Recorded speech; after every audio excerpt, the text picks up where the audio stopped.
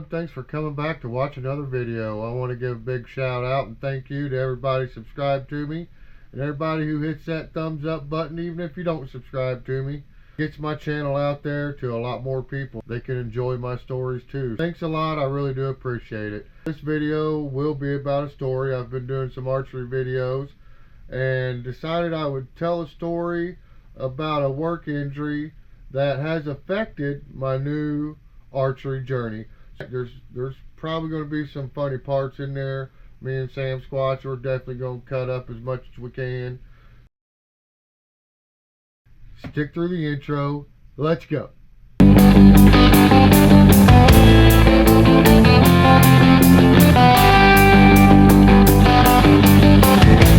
There I was, back in the wild again.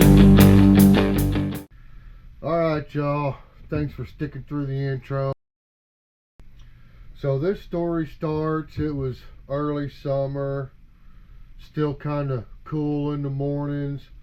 I had woke up about an hour and a half before it was time to go to work. Got up and started some coffee, fried some bacon and eggs and a little bit of toast on the side, had me a nice little breakfast, and ate my breakfast, grabbed my coffee, went out to my second floor patio, was sitting there drinking coffee, just looking at the mountains, the majestic forest. It was such a great morning. And then I woke up about 30 minutes before work.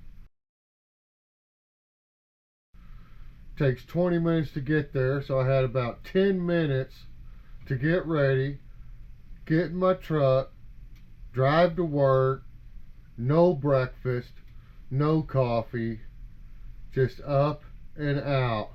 Oh yeah, no front porch neither, just stairs straight down to the driveway. About the only thing that matched the dream and actual reality was my driveway was gravel. Just saying.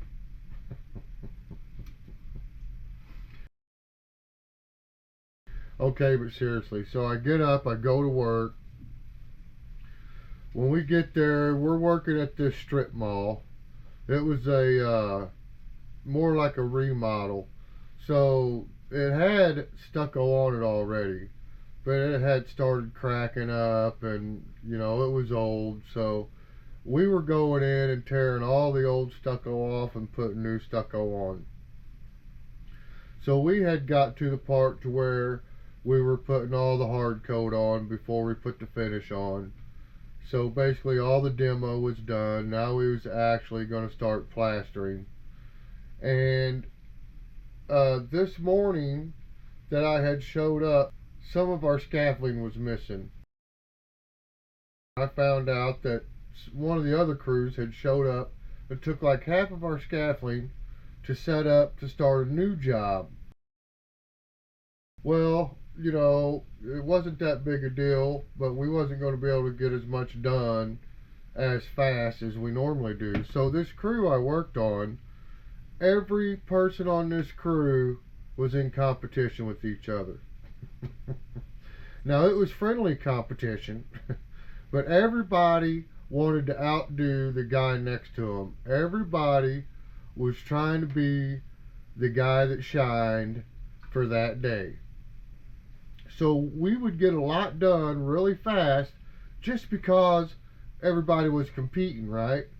And so it was pretty much run and gun. As soon as the whistle went off, as soon as we started working, everybody was just trying to be as fast and as efficient as they could. So taking half of our scaffolding, that shut us down halfway, because we would set up the whole building, whichever strip mall store we were doing that day, we would set the whole thing up, the whole front. Well, because this happened, this was going to set us back a little bit, but luckily my boss had showed up. Well, he didn't bring more scaffolding, but what he did bring was stilts. Most of the time, plasters don't work on stilts. Drywall finishers, those guys are the guys you usually see walking around on stilts, and they're really good at it, right? Like, they don't trip over nothing. They're really good at it. Well, me myself, I hadn't worn stilts but maybe a couple times with some drywaller stilts, just, practicing, just playing, nothing serious. Didn't go very far and fell every single time. So I wasn't good at it neither. Okay, so my boss shows up with these stilts. We have half the scaffold. So a bunch of us guys are pretty aggravated because now it's going to take us longer and we're going to have to work a little bit faster and harder so we can move this scaffolding. So not only is half our scaffolding gone, but we have to tear this scaffolding down, move it over, and build it back up, right? So that takes time, and that's cutting in to what our plans are for that day. As you know, the plasters, we had already planned the day before to have this thing done the next day. Well, obviously that's not going to happen, but my boss shows up and he tries to make it right by bringing these stilts. I think he only had 2 pair of them, and I didn't know how to wear them, but there was no way I was going to say I didn't know how to wear them because this little thing called pride. So I learned finally as I got a lot older that pride will get you into some bad trouble sometimes. Definitely could get you hurt. So anyways, these were 4-foot stilts. Now the stilts I had walked on were basically just straight up and down stilts. They didn't have no pivoting foot or platform. Okay, so these stilts had like an ankle, right? I'd never seen stilts like this before. And when you put them on, you couldn't tell if it was a left or a right. You know what I mean? Like where your foot went, I couldn't tell if it was left, right, front, back. I couldn't tell. So needless to say, I get the stilts on. Now, my boss did ask me, do you know how to wear stilts and walk on stilts? And I did say yes. But I was lying. I did not know how to walk on them stilts. I'd never seen stilts like that before, and I did not know how to put them on.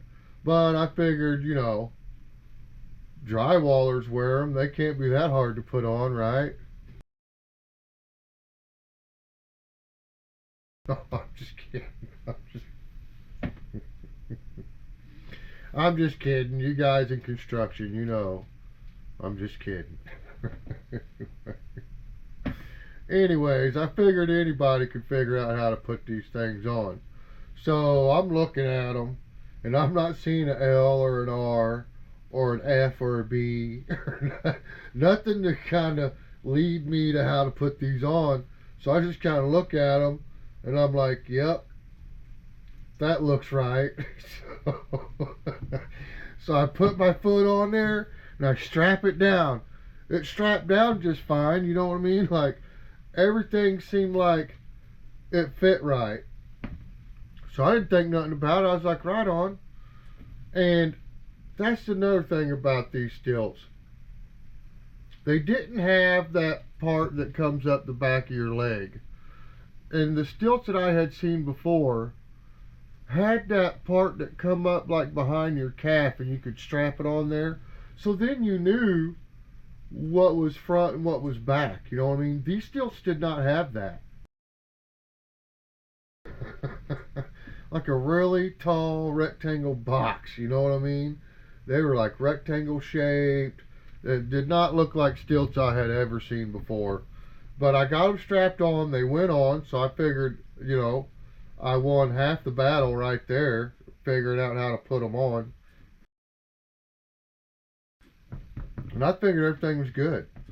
So I pushed myself up off the scaffold after I get these things on, and I walk around a little bit. Now I'm only a couple feet away from the wall, and I don't really never get too far from the scaffold before everything goes bad. So I've got my hike and my trowel, and I've loaded it with mud, and we're throwing mud up on the wall, and everything's going pretty smooth. Now, remind you, I'm real close to the wall, but while I'm putting this plaster on the wall, the hard coat masonry, and we're spreading it into the mesh, I noticed that I kept like wanting to lean backwards, right? Like if I didn't make myself lean forward, I would just start leaning back. I couldn't figure that out, and I thought maybe it was because the sidewalk was at a bit of an angle for water drainage or whatever. I wasn't sure. But I wasn't going to stop working because we was on a pretty good roll. And so I'm spreading and spreading, and I don't know, we started work at 6 o'clock, and I think it was at 7:30. So I'd worked for about an hour and a half, and I had turned to get some more mud on my hock, and that was all it took. When I turned, I leaned back too far. And I start going backwards, right? But I'm half turned. The scaffold's right. It's about 4 foot from me, maybe a little bit farther.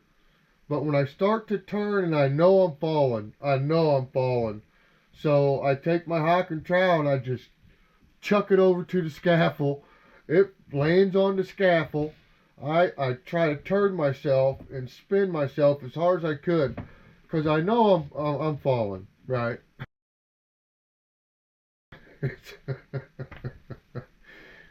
Man down. So I'm definitely falling. So now I got to try to brace myself. I don't want to fall on my shoulder. Definitely probably going to break my arm landing on concrete. So I'm trying to turn my body so that I can get both hands in front of me and just brace myself when I hit the ground with my hands, just, and that's basically what happened. I got spun around just in time. Now I'm still falling. I'm about halfway down by the time I get spun all the way around, and I get my hands out in front of me, and I land. When I land, my arms were pretty much straight, and I hit, and man, when I stopped, my nose was about that far from the concrete. My face did not hit the concrete. Man, I was so happy my face didn't hit the concrete. I'm not kidding you guys. That would have probably broke my nose, knocked out my front teeth. It would have been bad. But I stopped myself. So I was like, whew. Well, as soon as I hit the ground, all the other guys were like, man down, man down. Cooper hit the ground. Cooper's down. He fell. Cooper fell. So everybody stops everything. They're putting their tools down. Everybody's climbing down. The other guy on stilts, he's walking over to the scaffold, getting his stilts off. Everybody comes running over to me. I flip over because I as far as I knew, nothing had happened. I felt fine. Like my wrist hurt a little bit, but that was it. Really, that was all that was hurting at the time. So I didn't think anything about it. I was like, oh man, I sprained my wrist. That sucks. I'm going to have to wear a couple wrist braces, you remember, right? So that wasn't no big deal. It wasn't going to stop me from working. So I rolled over. One of them guys took the stilts off, and when they was taking the stilts off, they said, Cooper, do you know how to wear these?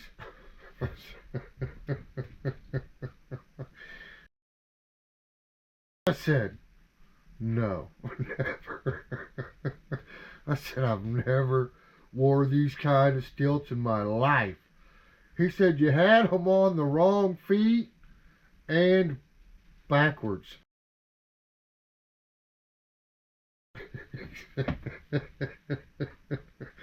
he said you had the front and the back, and the right on the left. He said, no wonder you fell, he said. I can't believe you even walked on them for that long. I was like, well, you know, I'm multi-talented. You know, I'll figure it out. Lay it out there, I'll figure it out. So, anyways, needless to say, they get the stilts off of me. I get up. My boss comes running over. You all right? You all right? I'm like, yeah, I think I'm all right. I said, I don't know, man. I said, my wrists are kind of hurting. I said, but I think I just sprained them, right? Well, if you need to go to the hospital or go to the doctor, he said, you need to let me know. And I'm like, well, you know, so I'm moving my arms and I'm doing all this. And there was like some clicky sounds. When I was doing this, there's some clicky sounds, but it wasn't hurting. You know what I mean? It wasn't like, ow, oh, maybe, you know, feel sick or nothing. It wasn't that kind of pain. It was just, I don't know, man. It could have been like the adrenaline of everything that was happening was blocking this pain. I don't know. So my boss is like, well, take a break. Let's see if anything starts hurting. If anything starts hurting, we're going to go to the hospital. I'm like, all right, cool. So I grab my smokes and a Gatorade, and I walk over to the shade, and I sit down and drink the Gatorade and have a smoke, and, you know, I pretty much feel the same. Nothing's really hurting anymore. Everything feels cool, you know. Well, I come back, I tell my boss I think everything's fine, and he told me, don't put the stilts back on. He's like, if you're feeling okay, he said, have one of them guys on the scaffold, wear the stilts. He said, you work on the scaffold. I'll have some laborers move the scaffold for you as you need it to move down the wall. I was like, roger that. Over and out. And so that's what happened. So we worked until about noon. Well, it was exactly noon because it was lunchtime. So we take off for lunch. We go to fast food. We're sitting in the parking lot eating. Me and a buddy of mine who recently passed away. And anyways, we're sitting in his truck, just hanging out, smoking, eating, chilling. And I noticed that when I went to get a drink of my soda, I couldn't lift my arm to get a drink, right? I had to put my head down to my hand that was holding the soda to get a drink. Well, then after I got a drink, I went to set the soda down. And when I set the soda down, I couldn't open my hand. I was like, I was just looking, I was confused, right? Because my brain was saying open, but my hand wasn't moving. The fingers were locked up. So I look over at my buddy, I'm like, hey man, I think something's wrong with my hands. He's like, what's wrong, Cooper? I was like, I can't let go of my soda. I said, pull that soda out of my hand. So he reaches over and he pulls the soda up out of my hand. And both hands, my fingers are starting to shut like this, starting to close up. And I can't open them. I can't bend my wrist. And my arms are locked at a 90 degree like that. And I'm just sitting there like this. And I can't move my arms. I can move my shoulders, but from the elbow down, I can't move or control nothing. It's just locked like that. Just locked. And so I look at my buddy, I'm like, hey man, I think something's wrong with my arms. I can't move them. I can't straighten them out, and I can't move my fingers. It's like, man, something ain't right. He said, I bet you broke them, Cooper, when you fell on them stilts.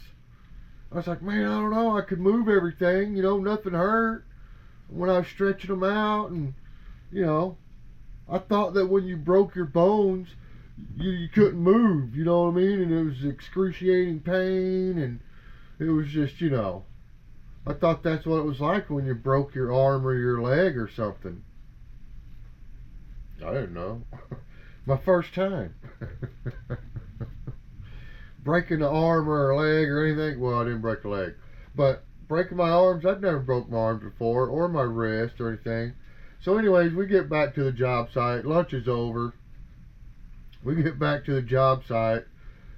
Me and my buddy, we go up to the boss. We tell the boss what's going on. I show him what's up. He's actually like trying to straighten my arms out. And like they wouldn't straighten out. Guys were pushing down on them, trying to help me straighten it out. And I'm like, it ain't. And it didn't hurt, but they wasn't straightening out. The tendons were starting to draw up. So they were just locking up. There was nothing we could do. So my boss, he's going to call an ambulance. I'm like, no. I was like, no, don't call an ambulance.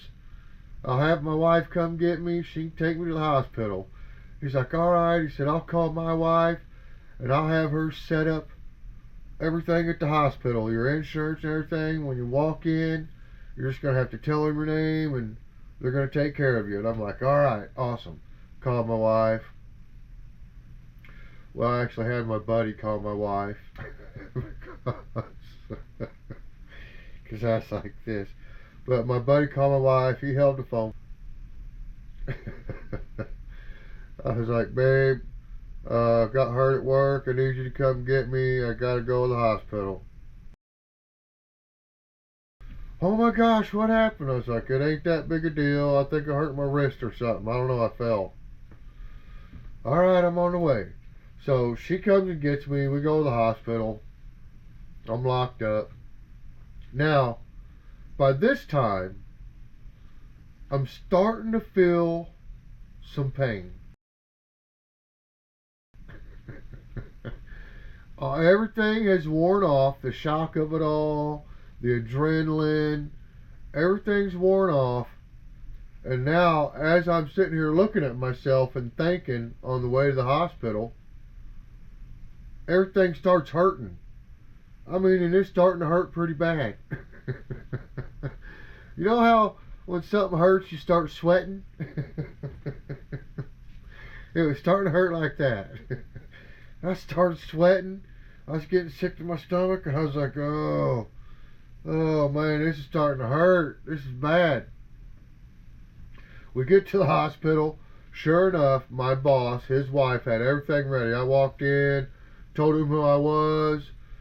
They put me in a wheelchair, took me straight to a room. Doctor was in there waiting. I'm going to get x-rays. I was like, all right, cool.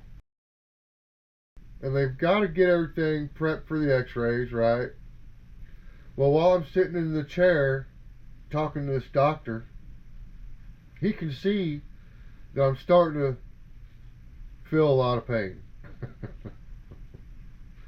And then plus he asked me, and I said yes.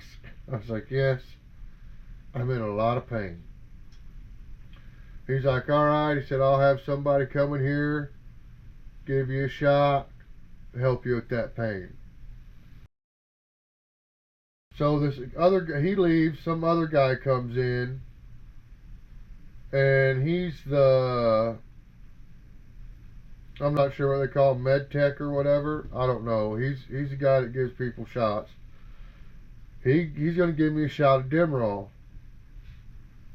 So I'm sitting there. He walks up, boom, throws it in my arm like a dart, hits me with the Demerol, right? So I'm thinking, 10 minutes or something, that stuff's going to kick in and everything's going to be fine, or at least better. So I'm waiting. The doctor's not coming back. It's been like 20 minutes. It's just me and my wife and my son. He's just a little baby. And so I'm sitting there waiting, and I'm wondering, when this Demerol's going to kick in. I'm sweating bullets, man. I'm hurting so bad. Doctor finally shows back up. Mr. Cooper, we're fixing to take you to the x-ray, to have x-rays done. How you feeling? I said, well, old boy come in here and give me that shot. I said, I don't know if he diluted it or what, but it ain't working. And he looked at me, he said, do what? I said, yeah. I said, that shot didn't work. I said, I'm still in pain. I said, it hurts just as bad now as it did before that guy gave me the shot. I said, I don't know. I said, I feel like I've got, these hurt arms and I got stabbed for no reason. Now listen, I'm not trying to be funny when I say this to the doctor. I'm being serious because I'm really hurt, and the doctor knows I'm being serious. So he looks at me and he says, don't worry, I'll have him come back and give you another shot. That's all right, thanks, doctor. He leaves.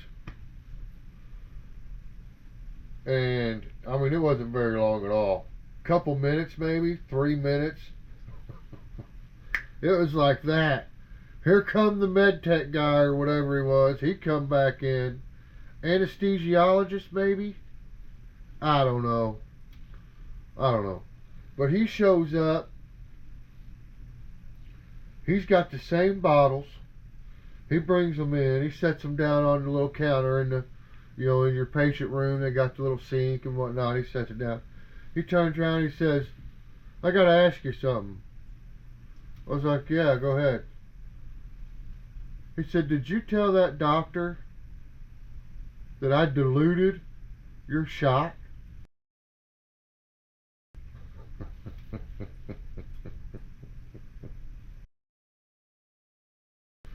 I'll tell you what, if my face wasn't pale from the pain, it was definitely pale now from the embarrassment. I could not believe that doctor ratted me out like that. Went out there and told that guy exactly what I said, try and make me look bad.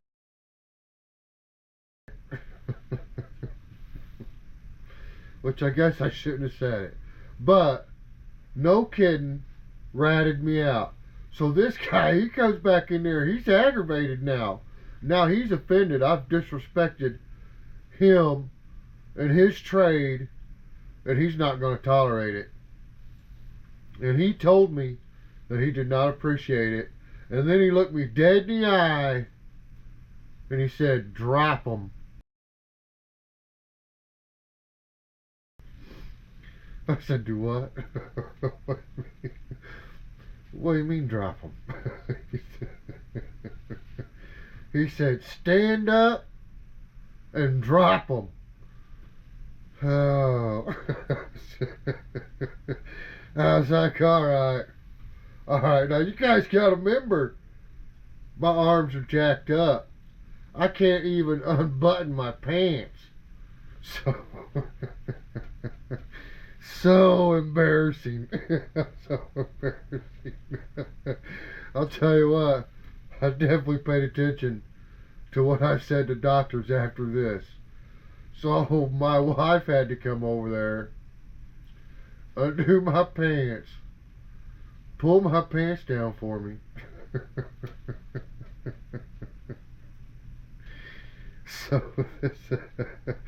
So this guy could give me a shot in the bum.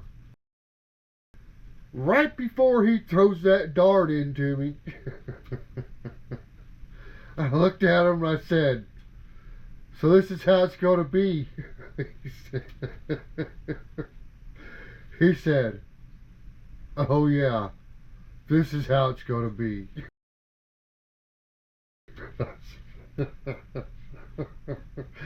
Oh my goodness. So anyways,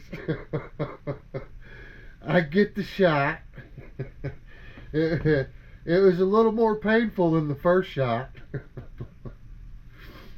I get back over in the chair, and you know what?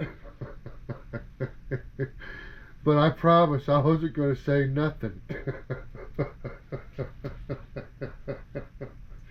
I learned my lesson. I already learned my lesson on talking to that snitch doctor. So when that doctor come back in there about, I don't even know how much longer,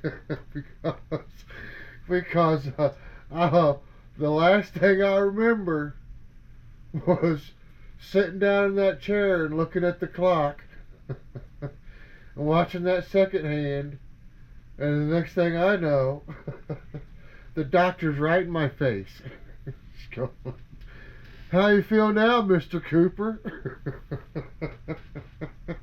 Hey, I was feeling a lot better.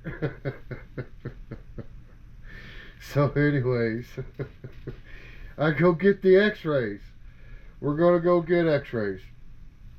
I get in there, get the x-rays, and I tell you what, I felt like that for, I think, maybe 2 days. That guy really hooked me up. He was definitely proving a point. Pun intended. Anyways, yeah, I was jacked up. So I get the x-rays done, and I think it was a few days later. Oh, they put these air casts on my arms. Big air, like big old puffy jacket, right? But it was air. So I got these on my arms and wrist. They're like straight up Goodyear blimp dude. You know, I'm walking around like. So a few days goes by. They call me back in, show me the x-rays. So I had broken both of my arms, broke several bones in the top of my hand, shattered a couple bones, the little tiny bones in your wrist, shattered some of them, broke a bunch of other ones. But where I broke my arm, both arms, was right here where the socket of the big bone in your arm, where the socket meets the elbow, right in there, right there, right at the socket where the bone makes the ball, right below the ball, and both arms had broke them in the same place. So needless to say, now I'm not working, right? So I've got to go do physical therapy. I've got to heal. I've got a bunch of crap going on now. So by the time it's all said and done, which was a little over a year, I hadn't been doing any bow hunting because I couldn't draw my compound. My arms were just too messed up. So I get healed up. My physical therapist releases me. I go back to the doctor, and they had to check my range of motion and reach.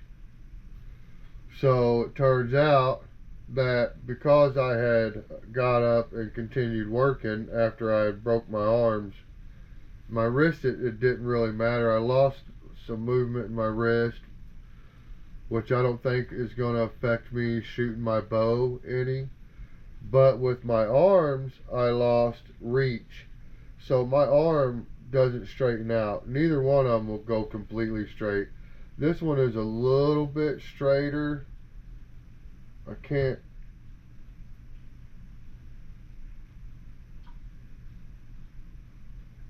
But it won't go completely straight. But this arm over here, it won't. It stays bent just a little bit. But the way it bends, when I hold my bow and I have my grip, you know, the way you're supposed to, basically with your bow hand flat, you know, and your bow in your arm, it pushes your elbow out anyways, holding it like that, right? Like, if you're holding it with your hand straight up and down, you can see where my elbow's at. And when I turn my hand, see how my elbow went up?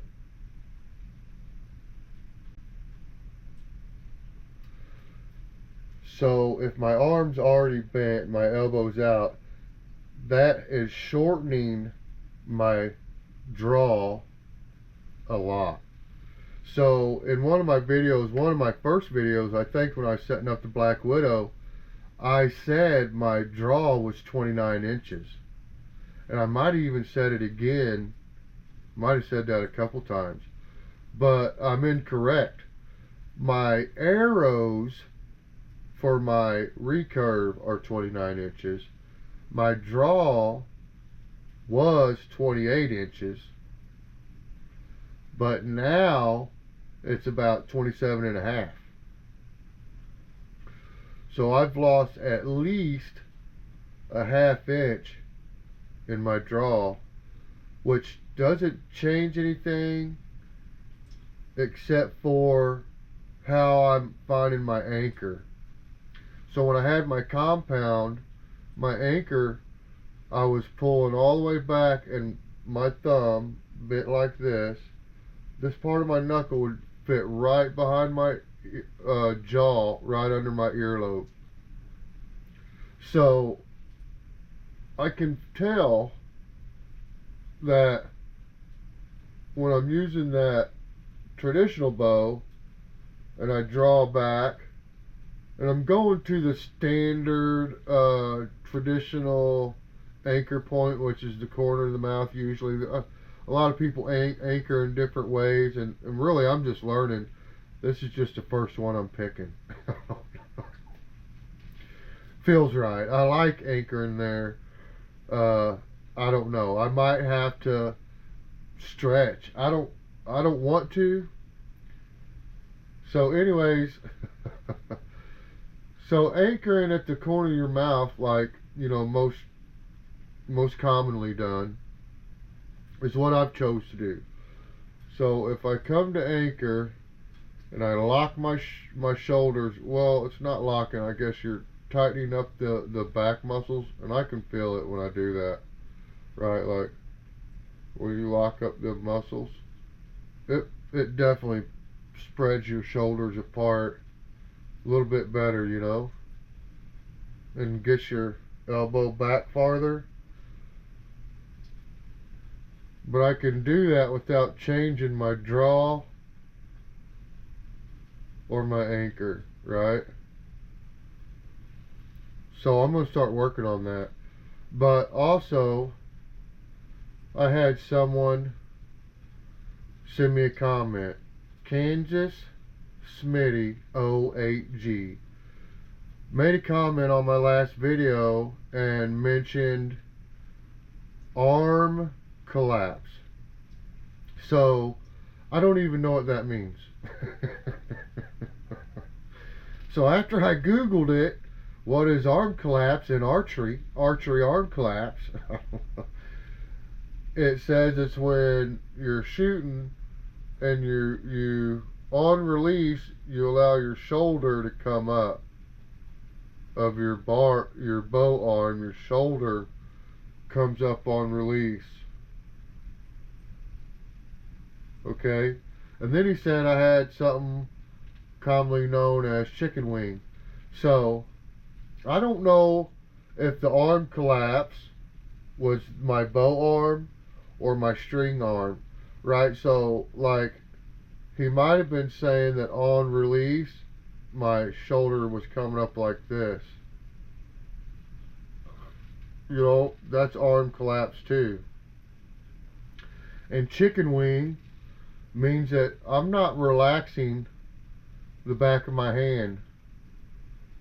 And I recall in the video I said, after a release, I said it feels good, but it feels forced. And I think that's what he was talking about, because what I was doing was I'm not relaxing my hand. Everything's all tensed up holding the string, and I'm just relaxing my fingers, right? I'm just letting my fingers go, but this part of my hand, I can feel it even right now. It's tight, right? It's flexed up. So what I need to work on is after I get to draw and set anchor, on the release, relax the back of the hand. And what that'll do is, if you relax the back of your hand, your fingers are going to follow, right? You relax this, and then your fingers are going to relax too. But by having this relaxed, and I can feel it just from practicing, pretend, pulling back, getting my draw, pulling back, at setting that anchor, and then relaxing. And as soon as I relax that hand, it's like my whole arm relaxes, right? It kind of just falls back. I'm not pulling on nothing. I just relax it, and you can feel the whole arm relax and move. It wants to move backwards. So I think that's what he's trying to tell me, and that's part of your follow through. Now, if you guys see my arm up front coming back this way, or me lifting my shoulder up here, let me know. You know what I mean? When I looked at my videos, and I'm not trying to say anyone's wrong, because they could have seen I never seen it, and they could have seen it and I just didn't see it, right? But I looked for this arm collapse on my bow arm. I couldn't see it. But then again, with the angle of my camera, my face is kind of in the way of it, and I think he was talking about this arm, and I might be lifting it on release because I'm staying tensed up and not relaxing the back of my hand. So, Kansas Smitty, thank you very much for the advice, and I'm going to keep doing the practicing. I got a big camp out coming up in a couple weeks, so I'm going to get some archery practice in between now and then. I plan on taking my target and my bow, do a little target practice at the camp out. It's going to be a big YouTuber camp out. That's why this tote's here. I'm getting some stuff together for the camp out. I'll be having a video at the end of February or first weekend or first Thursday of March, I don't know, video of that.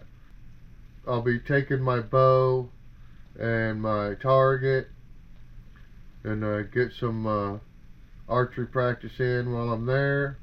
I'm going to get to meet a bunch of new fellas that have YouTube channels. That's going to be pretty cool, and hang out with the handful that I already know. Definitely going to be super cool. The Purple Rain Gang. Let's go. So remember, if you're out there and you think you're all alone and you're down and out and you don't know which way to go, if you don't have nobody to talk to, call 988. They've got people sitting there waiting to help you, get you sent off in the right direction, on the right path. And if you can't call 988, call your friends, call one of your family members, call all your family members, everybody, okay?